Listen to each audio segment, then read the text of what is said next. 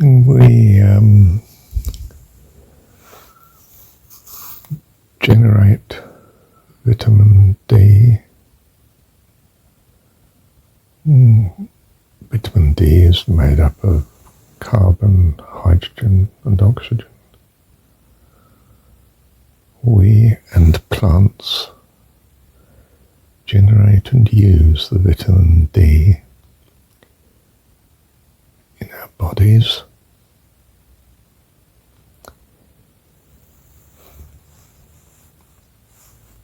And it's manufactured by receiving sunlight on the carbon, the oxygen, the hydrogen, the carbon dioxide in the case of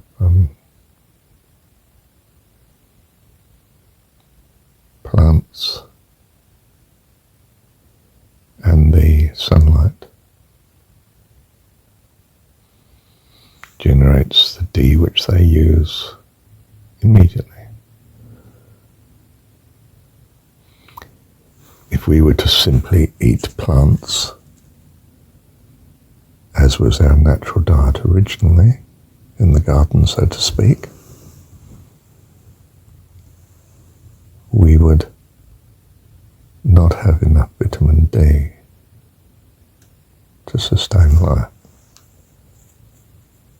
But in the sunlight which we receive, we can generate the vitamin D and live. In the story of Genesis, they cover themselves with clothing, fig leaves, which means they restrict, if you like, the vitamin D being generated in the body.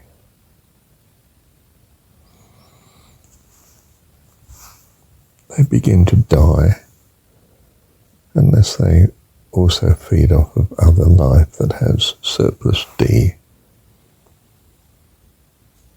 in the flesh.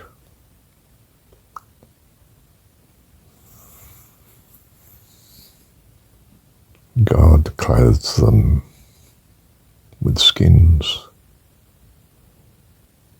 and the flesh is eaten.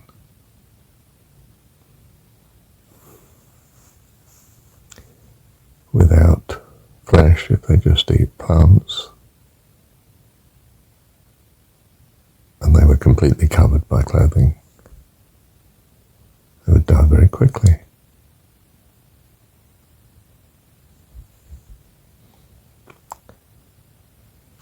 If you like the submariner losing his hair. Our original way was to walk in sunlight, in daylight, and generate the vitamin D using the sunlight on the air we breathe, which has a measure of carbon dioxide in it.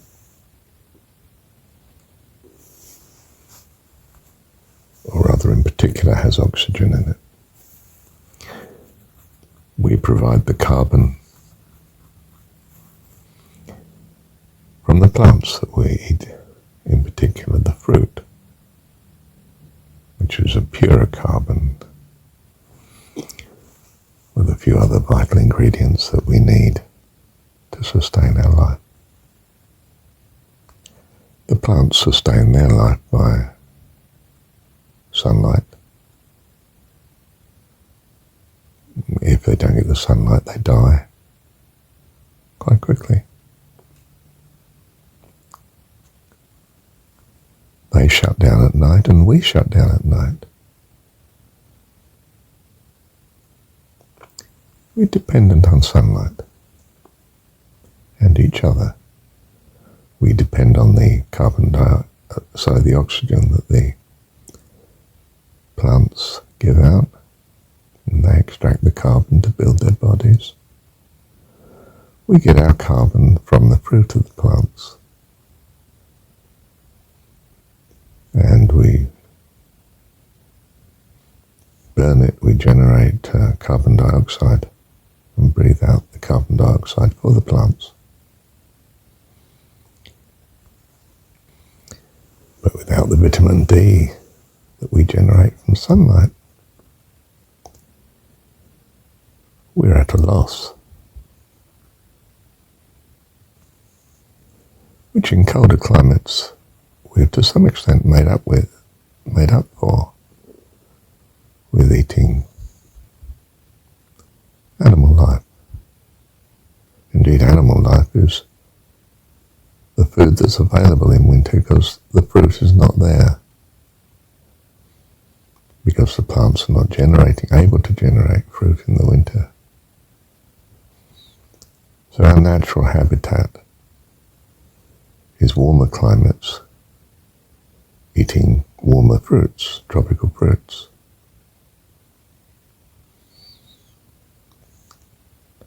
If we can't get those tropical fruits, then we tend to eat the plants and the animals. And the animals that we eat help to make up for our loss of sunlight, because we get the vitamin D to some extent from them. But even in a cold climate, the bulk of your vitamin D comes from sunlight, although you're not getting much in your sheltered housing and clothing. If you choose to live on just fruit, as opposed to other foods, then you need sunlight. Exposure to the sun.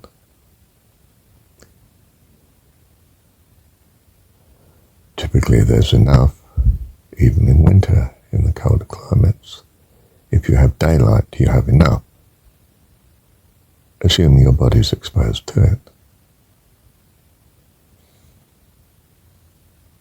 Well, I guess to some extent just if you were just undressed but in the shade, so to speak,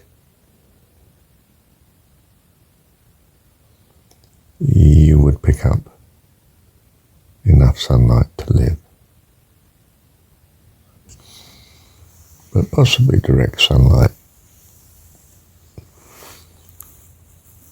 is the concentrated form of light which is needed in climates where you're particularly short of sunlight, especially in winter, long winters. And perhaps even in the summer, the sun doesn't rise that high, so it's not giving very much. In other words, you need to sunbathe a lot in wintertime. In more polar climates, not polar, but further from the equator, because the sun is so much less overhead the further away from the equator you go.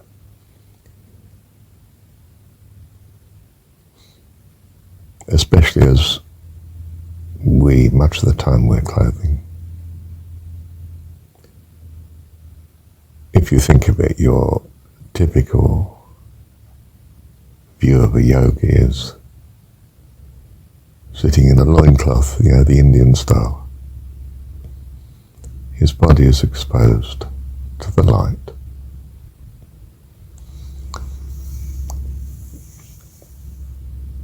We in colder climates need to sunbathe. I don't mean to the extent of getting problems, burning the skin and so on, but we need exposure to such sun as we have to help make up for some exposure, to help make up for, not excess, but to help make up for the lack of sunlight otherwise coming to the skin. of course, shut down at night because there is no sunlight. They need the sunlight using the chlorophyll to extract the carbon from the carbon dioxide and build their structures, what we call timber and fibre and so forth. And of course, the fruit that we eat, we work as it symbiotically with plants. They produce the fruit, the carbon that we need to burn.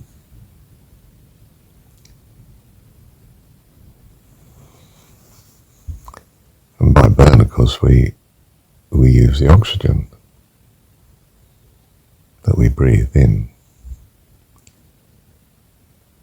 which, and with it we breathe out carbon dioxide, which the plants separate for us and give back the oxygen. So the plants give us carbon in the form that we want, fruit, and oxygen in the air that we need.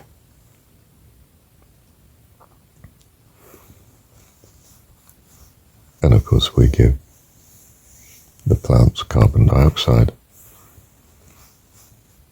that they might find enough carbon, even though they can't travel around picking fruit like we do. We need the sunlight to generate the vitamin D and carry out our bodily process of combining the fruit carbon that we eat with the oxygen that we breathe.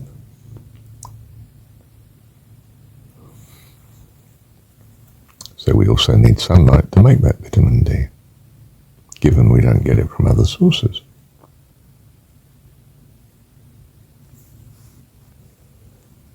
Our nakedness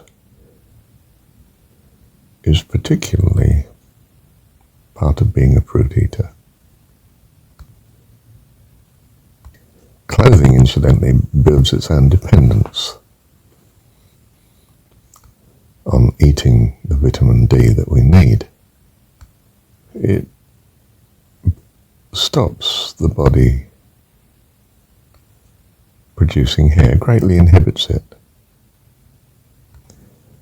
We think of hair and fur as there to keep us warm, and so it does, of course, but it's also there to prevent us getting too much sunlight.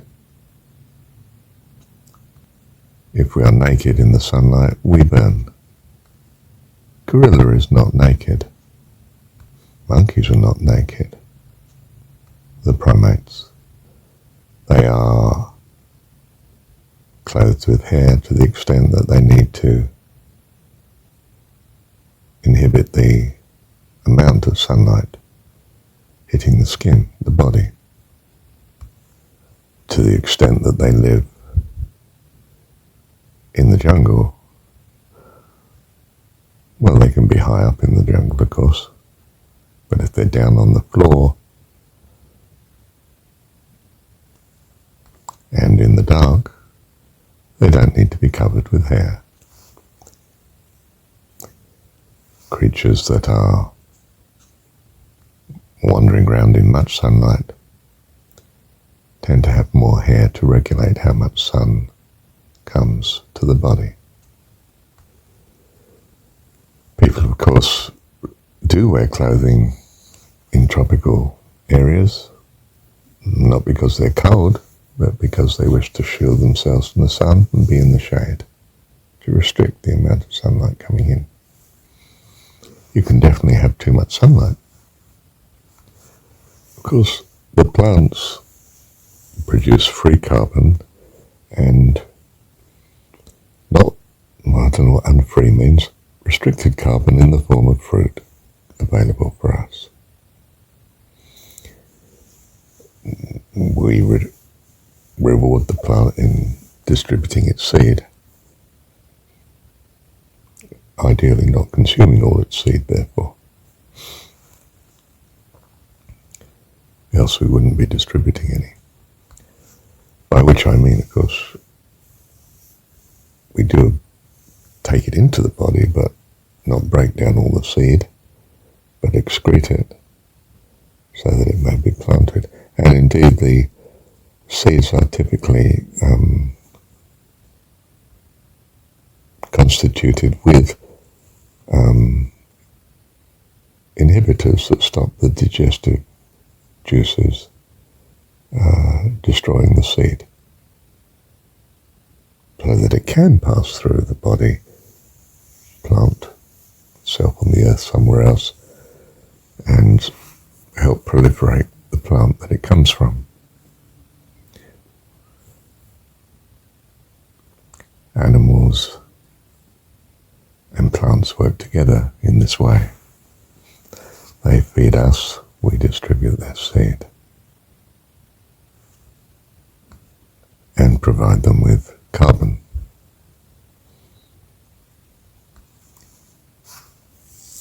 As they're providing us with carbon through the fruit they make for us to eat. We are not designed for cold climates. Neanderthal man was more adapted to such. Wasn't clothed, therefore appreciated the sunlight to keep warm in colder climates. Generated more hair on the body to regulate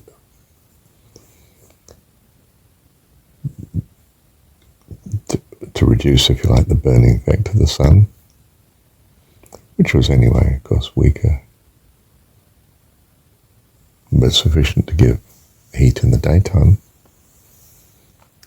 And of course, he's in a colder climate, so the hair to some extent helps him keep warm. Possibly find that much of the sunlight is absorbed by the face, which tends not to be hairy. But of course the face receives less if we're in the shade, in the forest. Maybe that the fur, the hair that we produce, is there basically to keep us warmer. And when it is sunny in colder climates, we can undress and receive the sunlight on the whole body. Well, I mean, unless we were covered in hair, which we're not. We found a modern way of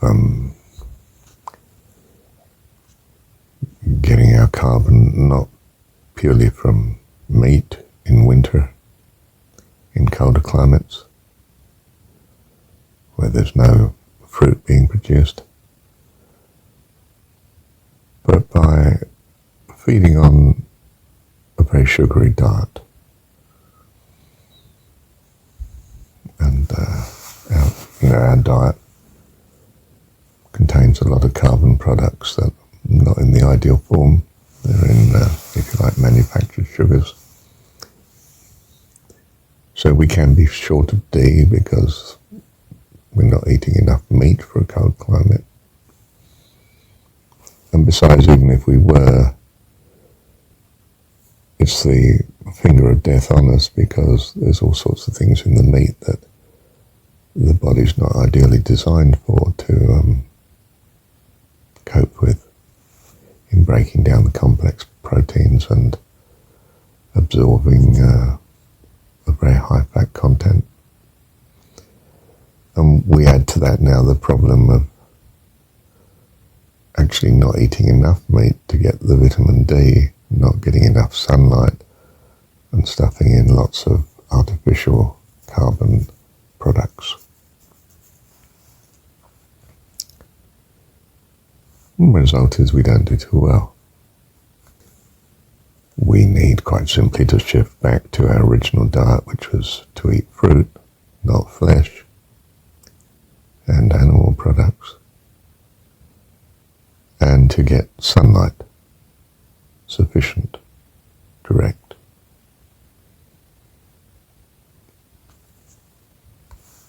Assuming we're living in temperate, cooler climates.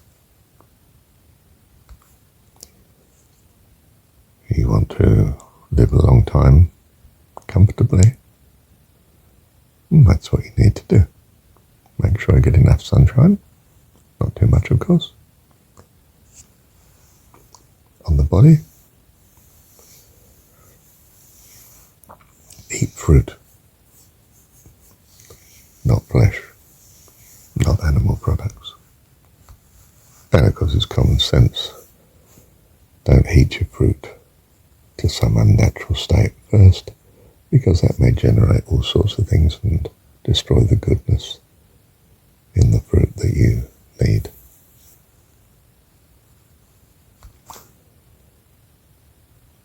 It's very simple really, isn't it? It's not rocket science, as they irritatingly say. Incidentally, rocket science is incredibly basic. It relies on making a big enough explosion to hurl you into space. Basically joining carbon and oxygen so fast that it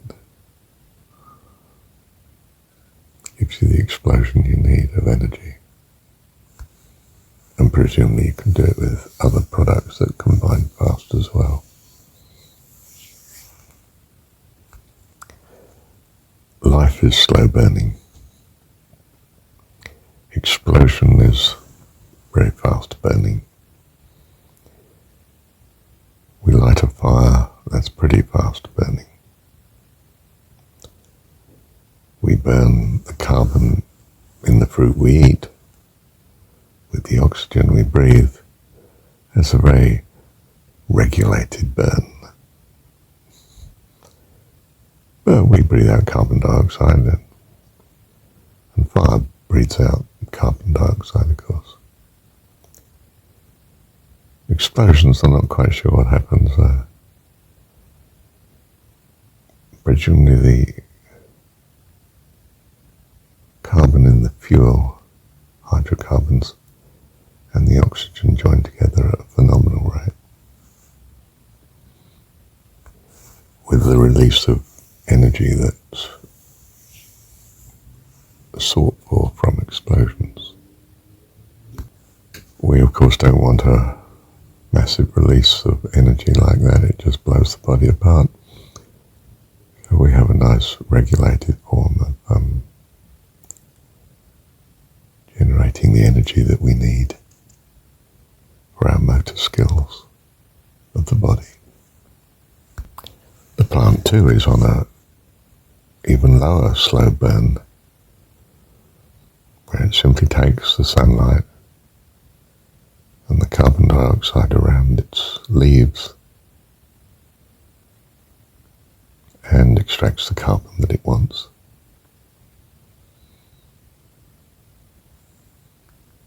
It takes in energy from the sun.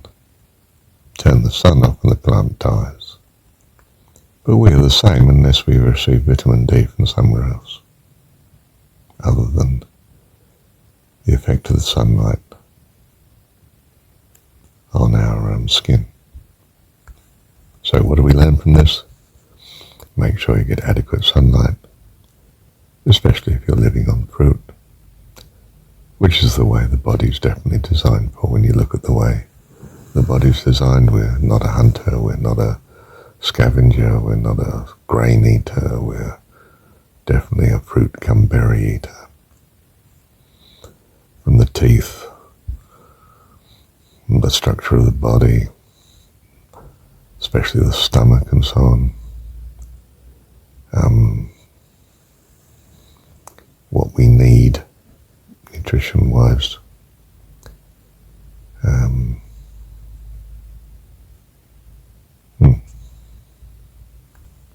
type of teeth we have, type of stomach that we have.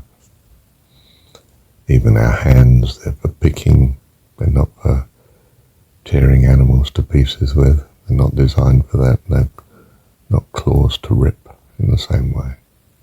And that's likewise with our teeth. We're not extremely fast for hunting.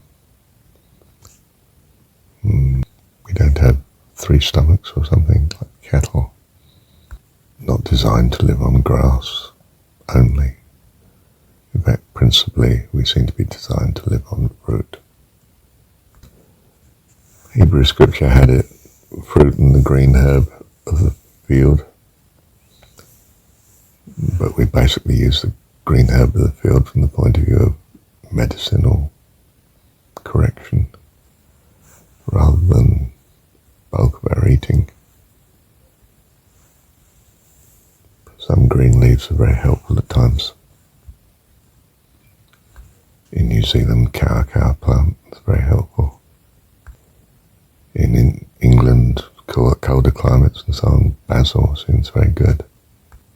But so does leaf beet if you could eat it, but you wouldn't want to eat it raw, and cooking it produces you know not what. Parsley, of course, green herb of the field. But you wouldn't want to eat bunches of it, would you? During warmer climates like India, then it's basil.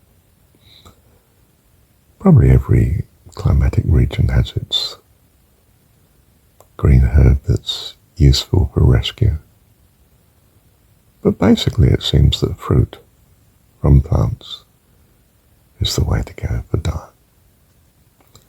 And sunlight, the way to go for vitamin D. Breathing's a good idea. And we have that in our scripture, don't we? That God breathed into Adam and he became a living soul. He was a dead something before. Well, I don't know if he was a dead soul, but he wasn't living anyway. The theory and the explanation is almost never there in scripture. But the way to go is. The picture of mankind in the Garden of Eden is undressed, eating fruit, breathing presumably. Yes, he receives the breath from God. Not only that, but communing with God in the evening. Well, the evening's when the sun's gone down, isn't it? Into the night. Perhaps when we sleep, we are ideally communing with God, recharging spiritually. And we don't know the mechanics of that, only that we are in ideally blissful oblivion, at least on reflection in the morning. The time has passed in a flash. Well, the opposite of a flash, complete oblivion. Or at least it seems that, in that we don't remember what's happened during the night, although we may have some clue that we've been dreaming at times.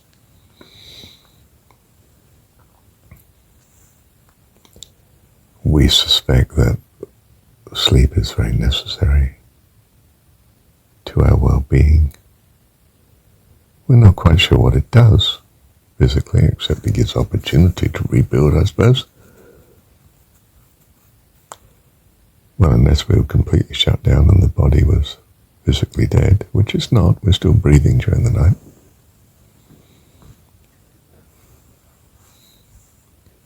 And our breathing presumably is appropriate to that spiritual state, which tends to be either very shallow or very deep and rhythmical. Seems to vary in sleep.